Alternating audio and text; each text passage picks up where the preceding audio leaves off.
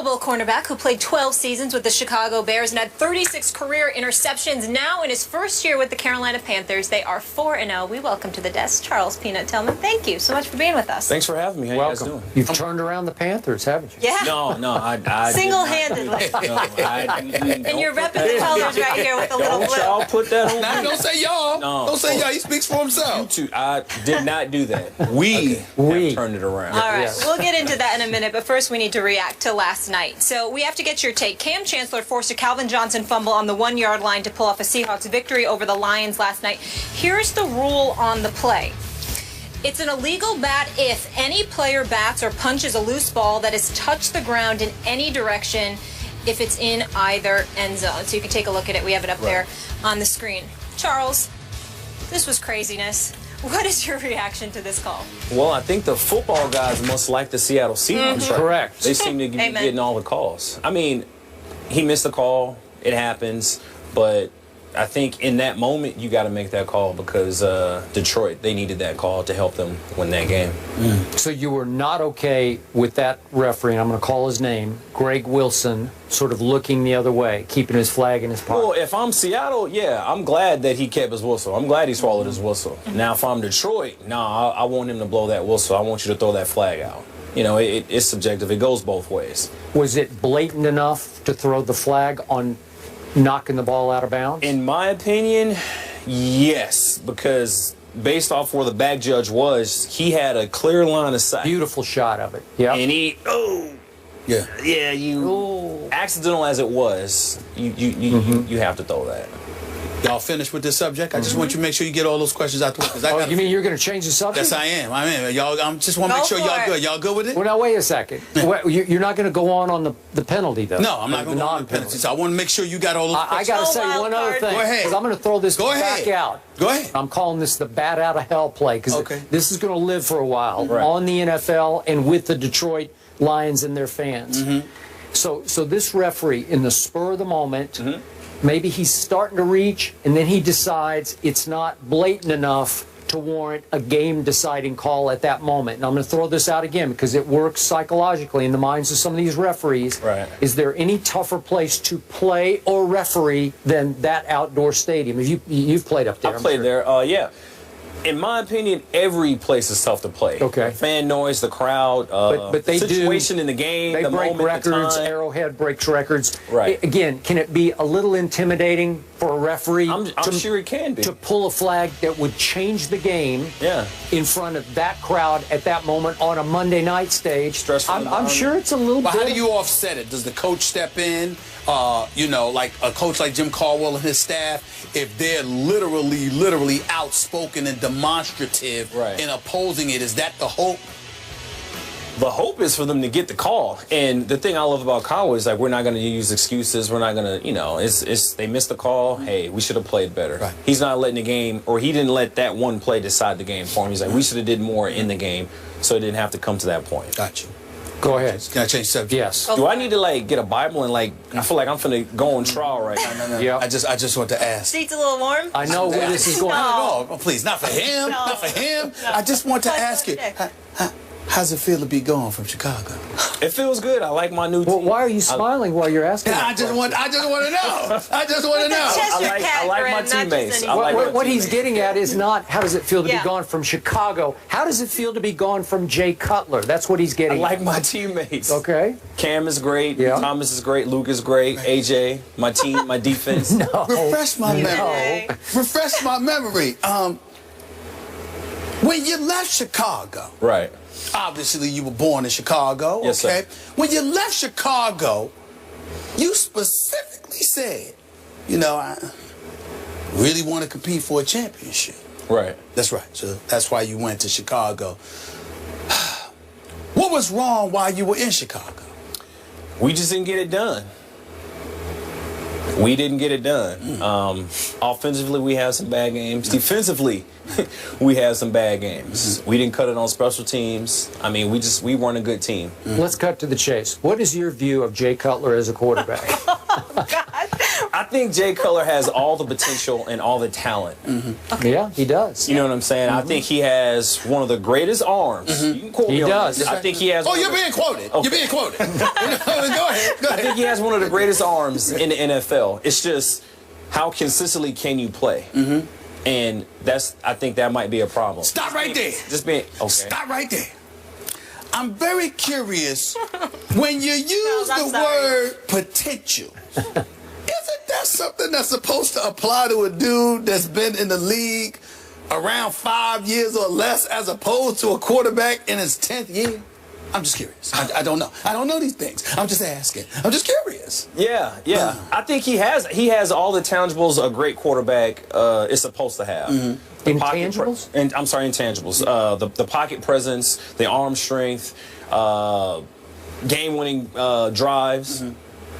It's just up to him to do those things. This is how you want to play. I'll switch it up. Okay. How is life with Cam Newton compared to what you've been dealing with? Life is good. I like Cam. I like his locker room presence, his game leadership. You know, his ability to take control of a game. Great team guy. Great locker room guy. Glad he's my quarterback. What does Cam do better than Cutler does? I want to know. I want to know. I'm curious. I wasn't going to go there. Well, they're two different types of guys. Okay. Right? Different styles. Yep. You know, Cam, he's a mobile quarterback. He'll get out. He'll do the Superman leap. He'll dive in the end zone. Jay, you know, he's a pocket guy. He's not mobile.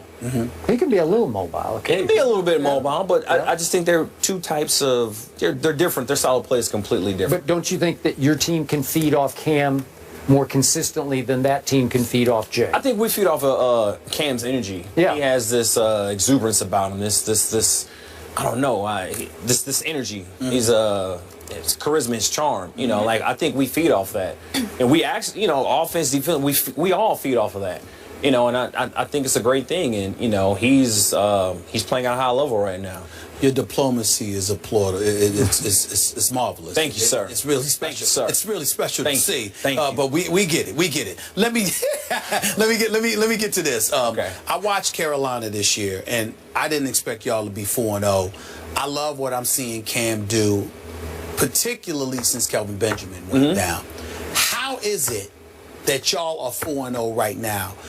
Even if it's just Cam, what is the one thing that's going on with the Carolina Panthers that even you did not anticipate when you arrived there? Team. I think we have a great team. We're guys with great culture.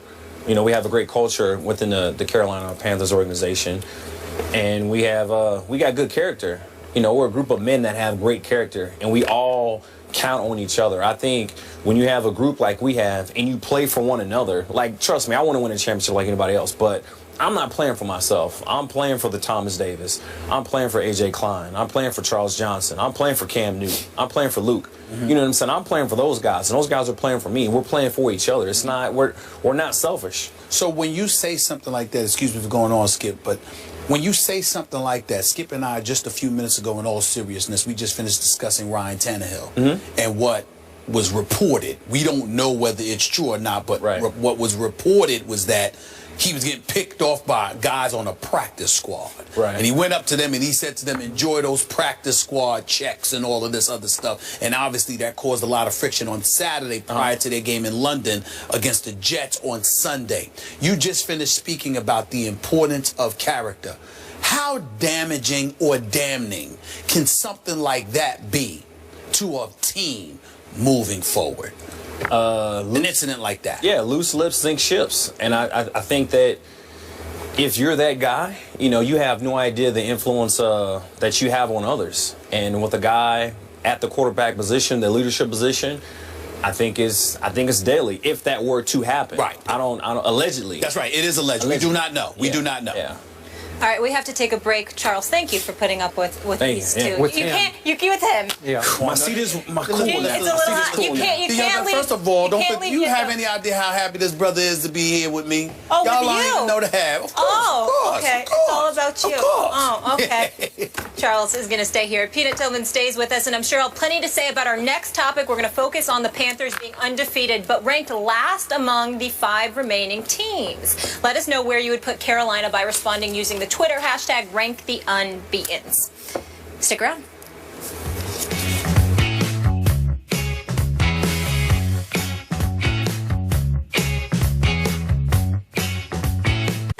Are off to their first 4-0 start since 2003 and tied for the lead in the NFC South with the undefeated Falcons. However, according to ESPN's Football Power Index, Carolina is ranked the lowest of the remaining unbeatens and 15th amongst all NFL teams. So the glass half full, Charles Tillman, is that your team is undefeated. Right.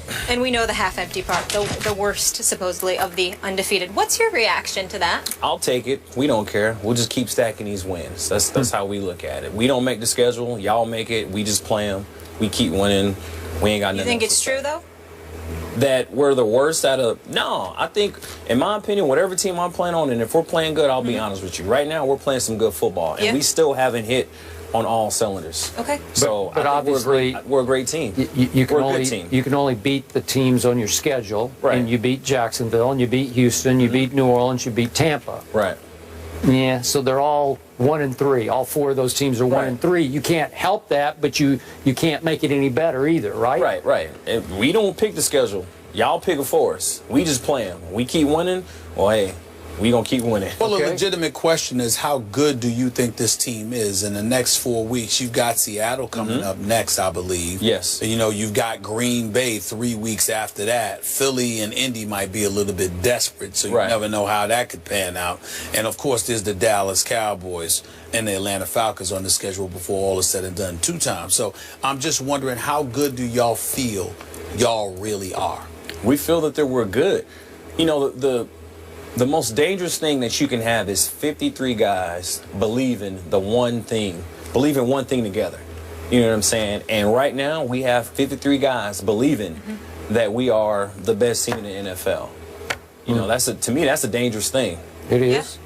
And every time I look up, the cornerback on the other side of you is making a Peanut Tillman play. Is that fair? Because that guy's... it's fair to say Josh Norman is making Josh Norman plays. He's not living in my shadows. I give him the credit. You know, Coach Wilkes, our defensive DB coach, he's doing an amazing job of coaching Josh up. And Josh, he's taking coaching and he's making plays. How good is he? Is he big time? Is he a Pro Bowl corner? Is he... At the level he's going right now, yeah, I think he is. You know, like I said, we're only 4 games in the season. I'm not trying to jinx him or wish him any bad juju, but he's playing at a great level right now. He is. And playing opposite of him, I have a front row seat on the field, and I'm happy for him. I really am.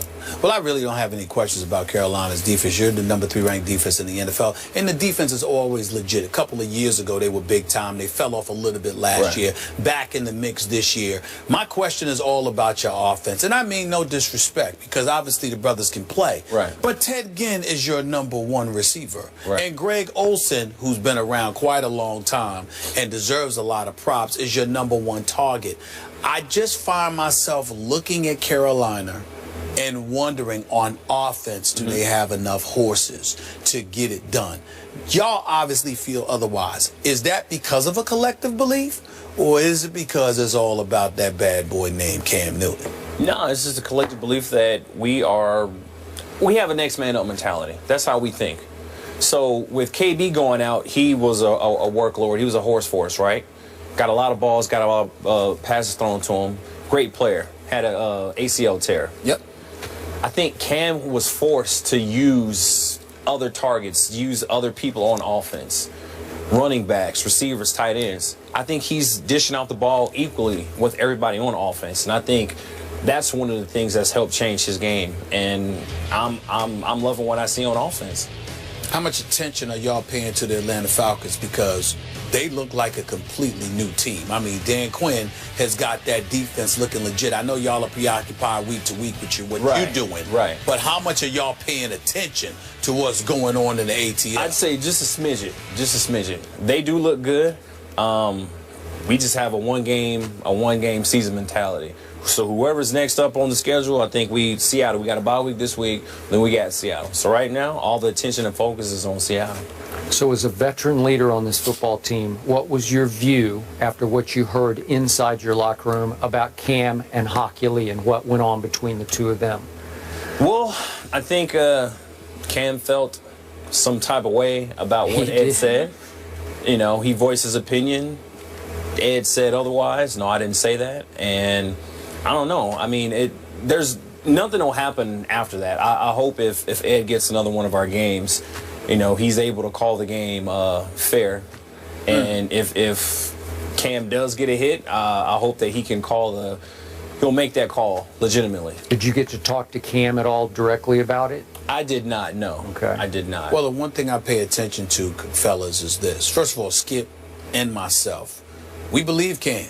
Right. I looked at him, I said, I don't see a dude that's lying. Right. What are you going to make that up for? Right. Where's that going to come from? I don't understand that. That's number one. But number two, Skip expressed a concern that because Hockley has such a reputation, he's so revered in officiating circles, he may not even have to be at the game. Right. Because of who he is. Right. And the kind of reputation he has. And the insulated environment, that culture, you know, guys coming to his aid. That could end up working against Cam and the Carolina Panthers. Have y'all thought about that at all? Yeah, I thought about that.